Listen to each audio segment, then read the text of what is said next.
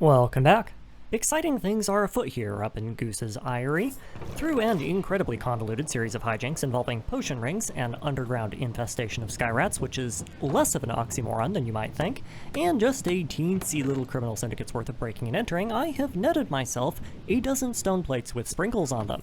These are runes, and written on them is instructions to the secret recipes for various items, among them my oh-so-beloved golem set. Maybe.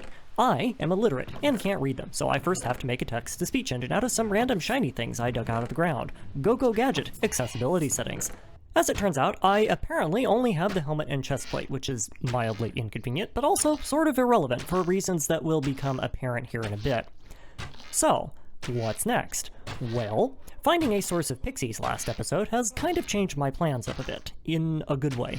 Flight is, unsurprisingly, an effective counter to most forms of land-based parasite BS, in addition to being generally just quite useful. It does come with a drawback, however, which is the monumental chore that comes from going pixie dust farming in the middle of the apocalypse. Remember the issue I had with butterflies? Yeah, it's that. Except this time we're trying to farm the butterflies too, we can only use a bow, and if we miss and shoot the wrong parasite, we die. Admittedly, it also doesn't help that I keep getting force-fed random dragons. That might cause some issues as well. Full disclosure here, I had like an entire arc planned out where I was going to stack up a bunch of flying potions and newt around every desert I could find within 50 leagues of my current position to try and track down the golden tier 5 dragon I tripped across while respawning back in the bad old days. This isn't the universe we live in, though. Instead, we live in a world where I heard a random dragon flapping noise and was immediately and compulsively drawn to locate its origin so that I might further investigate how many arrows it takes to get to the center of a dragon's Tootsie Pop. Come to find out, those flaps were coming from an actual underground dragon nest, so I did the usual thing where I ran away to despawn the parasites, grabbed some fire resistance, came back and started laying into the poor thing. Needless to say, it didn't last long, and with most of the locals distracted chasing bugs, I could loot the corpse for both my tier 5 dragon skull and an egg, despite having not once made a single flight potion. Congratulations. Mission failed successfully. Right then, back to what I was doing. Flight potions are good, but expensive. If only there was a way we could extend the effect of them somehow. Oh, wait. Remember how I was saying that rustic grape wine was kind of terrible and useless? Yeah, I'm walking that back a bit here. For situations like this where you have potion effects that are really hard to obtain the normal way, it's actually pretty decent. Grapes are an enormous pain to farm the intended way, so I instead hooked up a dispenser with an observer loop to spam bone meal on them, which just works way better. You can do this with berry bushes as well, but the farming passives work well enough there, so I didn't bother. Incidentally, if you were wondering where all the bone meal for this came from, look no further than Dregora World Gen. This pack is incredibly cooperative when it comes to supplying my inebriation station and has provided me with a wonderful variety of giant monster corpses to extract bone from. All I need to do to restock my dispenser then is to jump off my balcony, locate the nearest spine, and engage in some amateur chiropractic work. Unfortunately, there is another part to making a wine build that I haven't touched on yet, which is getting all the baubles I need to pull it off without having drawbacks. The level of inebriation caused by drinking an entire cask of wine on one sitting understandably has some side effects, among them nausea, slowness, and blindness. My sunglasses make me immune to the latter, but the former requires baubles I don't have yet, which brings us back around to the bauble situation. TLDR, the situation blows cheeks, and it's time to do something about it. Something, in this case, is putting on a fursuit and shopping for little piggy banks to plow down. My oceanic adventures have logged a not insubstantial amount of battle towers thus far, and while individually their loot is pure dog, the combined loot of half a dozen of them starts tipping the scales towards just a little bit of wolf. I also start cleaning out a Lycanite dungeon, mostly just to make sure that there isn't anything in them that I care about. My memory tells me that they're only good for their occasional mimic spawns and some low-level crafting materials, but my memory also told me that making a guardian farm out of dirt was a good idea, so I am not sure how much we want to trust it. Lycanites, of course, perks up its ears once it finds out that I'm engaging with its content, and then immediately tries to send me more, which for once doesn't actually matter, because going from way too many mobs to, oh my god, way too many mobs isn't really that big of a difference. The loot from it is, like I remembered, also pretty terrible. There does seem to be a high chance of the dungeon spawning certain baubles like magic mirrors and broken hearts, but I already have plenty of both, so they're kind of useless. And unless you plan on outfitting an Iditarod team, everything else is basically a step above random scrap. Even the map I got from one of the chests turned out to be a troll. Or, in my case, several trolls. It's supposed to be taking me to buried treasure, but the buried treasure chest it was pointing at was overwritten by a village set piece, and the only thing I found at the location it was supposed to be in was a couple dozen forest trolls chilling in a cave. With all that work, I was able to collect a stack and a half of blaze powder, which is enough to create myself the Eye of Sauron in bauble form. It does stuff and things, most relevant of which are to make me immune to overheating and granting a fire resistance and night vision passive effect. It also does other stuff, like give me turbo useless x-ray vision, but blah blah blah, we've already played RLCraft before. Moving on. I can't make an Ankh charm without a few special ingredients, so with the power of gas station box wine at my side, I get off on a little adventure and search for the eyeball-eating space donut. And yes, as you would expect from my little peanut brain, I immediately got distracted and started trying to loot an old oil rig not even 30 seconds into the mission. Yeah, that's me, folks, focused and disciplined to a fault.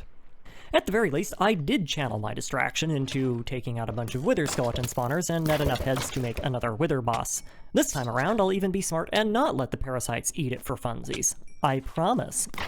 Pretty quickly on in this little adventure, I discover another fun bit of tech to counteract the, shall we say, detrimental effects of boozing and cruising, called Pepto-Bismol. For some reason that I am fairly certain starts with D and ends with Ragan's Eye, I am immune to blindness, so the only real issue with being heroically sloshed at all times is the nausea. Well, enter the Immunizer, a Lycanite item that gives you 10 seconds of immunity to certain potion effects, including nausea. Normally, this would be pointless, but the way it works is it also grants another potion effect, and we can extend that one with wine too. Sure, I'm a bit slow now, but this is basically just means that as long as I keep the box wine coming, I have permanent flight. And boy oh boy do I have a lot of box wine. My extremely well lubricated exploration takes another pause when I come across this, which, yeah, it kind of looks like a Doom-like dungeon got into a cage match with Dregora world generation and lost its top in the tussle, leaving all of the spawners and loot chests exposed to open air. Normally, looting one of these things would be a major pain in the keister, but with so much room to maneuver, it's pretty safe, so I decided to clean the place out and see if I find anything good. And I did, such as this, blue pizza cutter, which I think is just a retextured diamond sword, but sure, that seems like it will be important later. Not? So anyway, once I got bored with that, I decided to stop in and pay a visit to whatever those giant dynamic dungeon things are with multiple floors and the thin hallways, and I'm gonna be honest here, I have kind of lost track which mod introduces this dungeon type, but they're in GregTech New Horizons, so I'm pretty familiar with them. Regardless of their origin, the reason I'm here is that they have husk spawners, and husks supposedly drop the forbidden fruit bottle, which is basically just the item form of the immunization effect. Adult beverages work on armor repairing effects as well, so this is basically a free action durability-wise, and I am seriously regretting not getting the wine factory going sooner.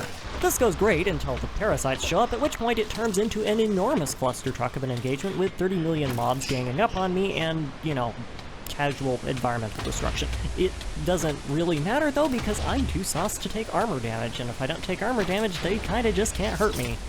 Flight and functionally infinite regeneration of all of my equipment, except for my javelins, because they are special snowflakes, lets me pull off some other nutty things, such as shooting down infested ender dragons. They don't even drop anything useful, since the blood tears are only used in making the sentient armor set, which is pretty terrible. So why did I do this, you may ask? Because I felt like it. That's why. And also to prove a point, flight is strong, y'all. With the great power of vertical mobility comes an even greater need to yoink everything I see, and in rare instances it's even things that are potentially useful, such as a custom unbreakable diamond pickaxe I found in an ocean dungeon.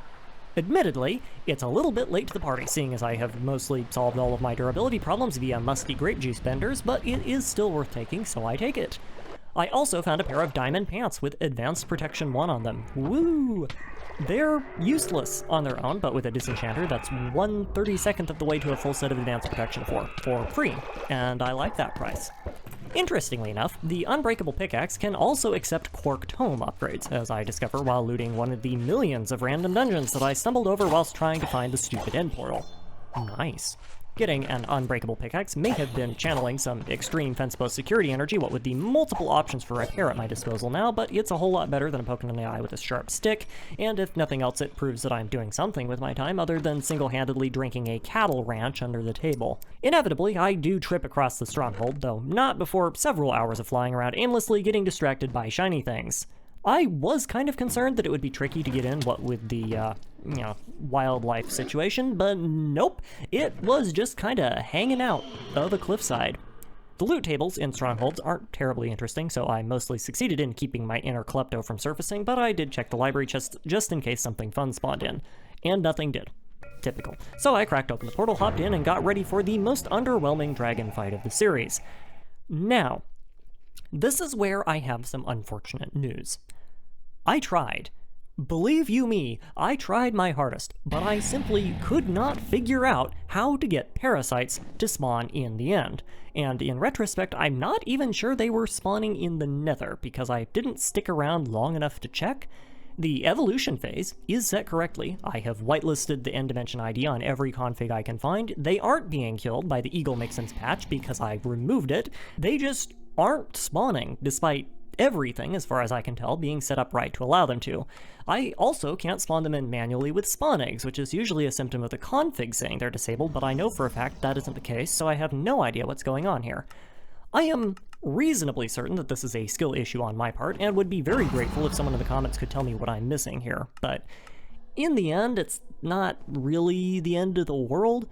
Now, does them not spawning violate the spirit of the challenge? Yes, absolutely. Would I fix it if I could? In a heartbeat. But on a practical level, nothing has really changed here. Parasites are, as weird as it is to say, largely no longer a problem and have been transitioned from being an existential threat to basically just an annoyance with a side flavor of sometimes you die. Unless I'm in an enclosed base or trying to loot a specific resource, I can usually kill, avoid, sneak past, or fly over just about everything now, and they're only going to become more irrelevant as my power continues to spike. While it would have been fun to have them spawn in the nether, realistically I'm going to be spending less than 5 minutes in total in that dimension for the entire duration of the run, and 4 of those minutes are going to be me mining Sinizite and introducing Lucifer to the business end of a crossbow. In the end, they wouldn't really do much at all for entirely different reasons, which is their spawning pattern.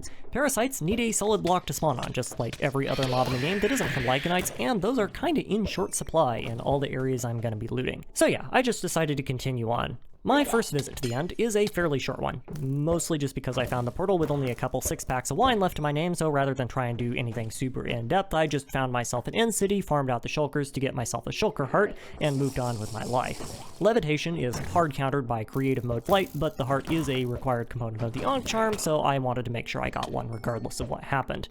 I also grabbed a couple potentially useful bits of loot, but there wasn't anything too crazy yet. No, we saved that for the second trip, for which I have brought an entire pallet of wine.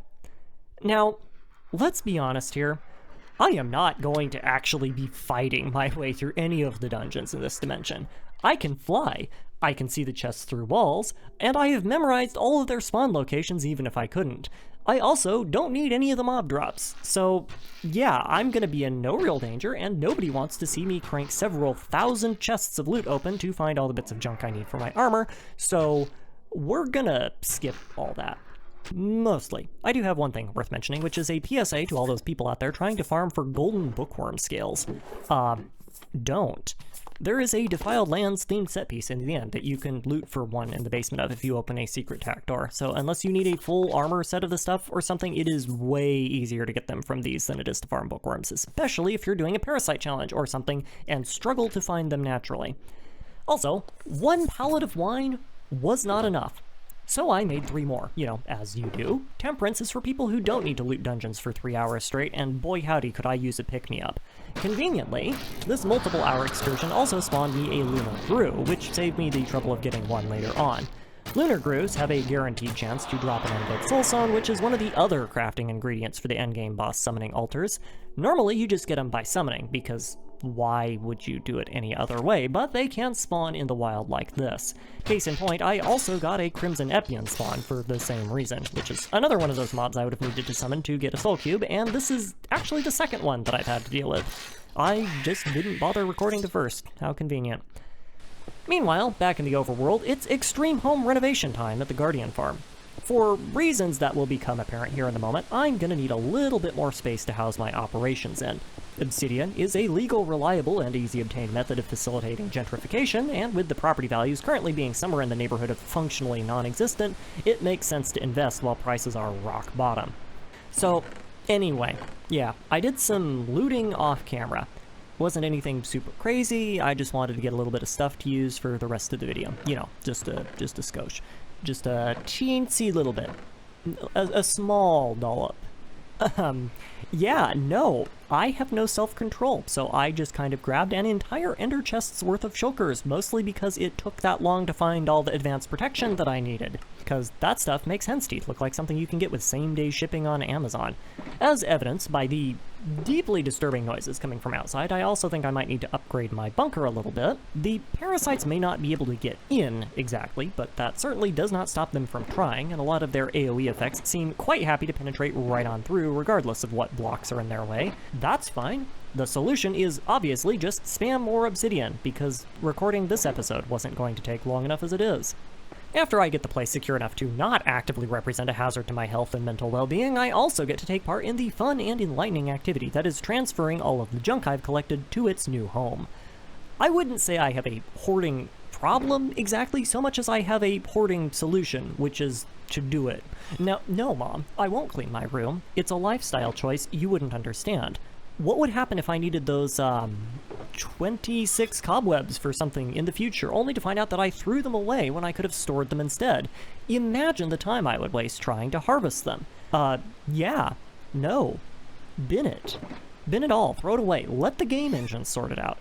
So with one order of cleanup on aisle E for everyone done, and my stash of trash compacted down into something approaching usable, it's time to start processing all of the junk in my trunks into something that, you know, doesn't take up 30 shulkers worth of space. First on the docket, runes. There are only 25 unique runes in the game. I have 80, so I think it's safe to say that I might have a few duplicates that can get thrown out. This is easier said than done, seeing as the textures for the things are expressly designed to spontaneously explode the eyeballs of anyone older than the age of 12 when you try to tell them apart, so most of the time is spent flipping through the things with a rune reader and attempting to reinsert my eyeballs into my eye sockets. Also, in case you were wondering, no! 2 layers of obsidian is not enough to keep the screaming demented slapchop party at bay. That's fine. I don't have anything better to do with my life. We'll just layer it up and make it 3. Excuse me, bakery coming through, pardon me, places to do and stuff to be, clear the decks, folks. We'll see how well that holds up. In the meantime, we can get started with processing all of the enchanted crud that I grabbed from the end. The disenchantment table can only disenchant the first enchantment off of any given item, so processing scrap gear basically takes place in 3 main stages depending on what I'm looking to get off of it. The first stage is the easiest. Grab all the gear where the enchantment I want is the first one, and run it through the disenchanter, and then sort the books, of which I now have several hundred. Heaven only knows why I felt the need to grab over a dozen pieces of kit with Unbreaking 3 on it, but questionable looting choices aside, this is pretty easy. The second phase is combining and reordering enchantments on the stuff that couldn't be extracted in the first phase, so I can still get the enchantment off of them. There's a couple ways you can do this, either by enchanting a duplicate piece of gear at the same level, or enchanting it with a conflicting enchantment and then combining them in a specific order.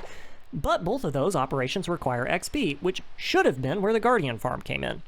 Come to find out that the parasites have been a little bit busy while I was sorting my business out, and, well, yeah. You remember that part in the last episode where I said I wasn't gonna reinforce the farm because mining obsidian took a really long time? Yeah, that was one of those decisions of all time that I made, and it just took a two-fisted bite out of my backside here. Well, nothing for it but to hit up the jungle. Again. And also replace the entire roof of that stupid thing with obsidian, because clearly nothing else is going to work. It's fine. I totally don't have a real person job, or laundry to do, or food to cook, or bills to pay, or a spine to not turn into an Escher painting from sitting at a computer 16 hours a day. I can play Minecraft all the time, every day, every week, with no long-term repercussions whatsoever. Now, I am aware that the Minecraft community has something of a contentious relationship when it comes to YouTubers making claims about the immense amount of obsidian they've mined for a project. So to help allay those concerns and also save some time on my end, I would like to introduce you to a friend that is near and dear to my heart, the Obsidian Harvester. The Obsidian Harvester is a special pickaxe crafted with rune tablet recipes that does exactly what it says it does. It also has some really weird interactions with mining speed buffs. Graceful rolls do nothing. Enchanting it with efficiency also does nothing. Enchanting it with advanced efficiency does do something, but it does the exact opposite of what you would expect because it makes the thing mine obsidian slower. Though this does happen with a regular diamond pick as well, so at least the enchantment is consistently broken. Now, these are really not great traits to have on a pick where mining speed is a priority, especially if you're mining obsidian. However, it does have one thing going for it, which is that it mines obsidian really fast. In fact, it's so quick it wins in a race against a graceful efficiency 6 diamond pickaxe with the obsidian miner perk all on its own, albeit not by much. But wait, there's more. Given what I've told you about how this pick works, you might expect that the haste potion effect would also do nothing, and failing that would grant the bog standard effect of a 20% faster mining speed per level. You would be wrong. Haste does work, but it works way too well, in so much as it mines obsidian instantly at haste 3. Yeah, this makes absolutely no sense when you take into account the base mining speed of the pick. I don't understand what unholy stew of game mechanics came together to make this happen, and frankly, I don't care. It works, and that's good enough for me. So I got all of that done, and it didn't fix the problem. Yeah, turns out those homing explosive depth charge things that the giant flesh balloons spawn, they can clip through the floor, and there's nothing more that they love than munching on fence gates, which means I need another solution for that to prevent them from clipping through. The whole exercise is honestly starting to resemble earlier work I did on making raid-resistant bases back in the days where I played factions PvP servers, and that is not a good thing. My original plan was to make a kind of guardian farm diaper by putting in another obsidian plate far enough below the base of the farm that parasites couldn't clip through it, and then building walls up to enclose the area and just fill the air gap with water or something to prevent accidents. I decided to not go with that plan, because much like a real diaper, the guardian farm diaper would have worked just fine at keeping my shit together, but I feel like at this point we should be shooting for something slightly more dignified than re-engineering a poop bag. So after a bit of reflection, I decided to splurge and instead made an obsidian skirt from the walls of the farm all the way down to bedrock. In almost any other situation, this would be way too time-consuming to bother with, but in this one instance, it works out pretty well. Dregora has a lot of naturally spawned obsidian in the ocean floor, and the combination of a obsidian harvester and haste, instant mining obsidian, and water preventing parasites from being too much of a pain means it's actually just easier to get obsidian than it is to collect stuff like dirt. What a world we live in. In addition to keeping the parasites away from the collection chamber, this has another useful side benefit, which is that it gives me a pretty expansive chunk of parasite-free buffer zone. So long as I don't get within, say, 5 blocks of the perimeter and spawn-proof everything, I'm largely free to do whatever I want without being harassed now, which is a rather rare and special thing these days. Naturally, I chose the option that is going to be the most problematic for the parasites, which, in my humble opinion, is flooding the floor with a particularly noxious lycanite fluid called Mog Lava. This lovely substance is basically what you would get if water and lava had a rage child that wanted the world to burn. It does damage, ignites mobs, slows entities, and burn things like regular lava, spreads far and fast like nether lava, but in every dimension, and it can also be duplicated freely by doing the usual 2 source blocks next to each other thing you do with regular water. And, as far as I can tell, it's also entirely immune to being quenched, flooded, or replaced with any vanilla fluid, and will never spawn any hostile mobs. It also emits light, which further discourages the spawning of the undesirables. Now, is this a little bit excessive? Yeah, kind of. But also, there is something deeply cathartic about watching all of my problems melt into a sea of toxic rock juice and the tears of my enemies. It also bugs out your movement when you swim in it with Depth Strider and the Stone of the Sea, so I have to either crouch walk swim in it or swim in it backwards, but yeah, minor inconveniences. Right. Back to what we were trying to do in the first place. Now that the Guardian farm is more of a farm and less of a block of slightly damp Swiss cheese in a box, we can actually start using it for its intended purposes. The first order of business is making a farming implement, which may as well in this case be called a combine harvester, because that sucker is going to be reaping hard enough to make Argentina's agricultural industry look like one of those little garden-in-a-box desk ornaments they sell to people who kill every plant they look at. Unbreaking, because Curse of Possession for the immunity to sticky infernals, Mending to keep from having to repair it, and Education for more XP to help me learn more gooder. That's really all you need for Guardians. With that made, my second order of business is then maxing out my passives. Armor processing is good and all, but the passives need to be finished too, especially the ones that impact my damage dealing potential or movement speed, and I may as well get them out of the way early. The first stupidly overpowered item I make is a blast from the non-too-distant past.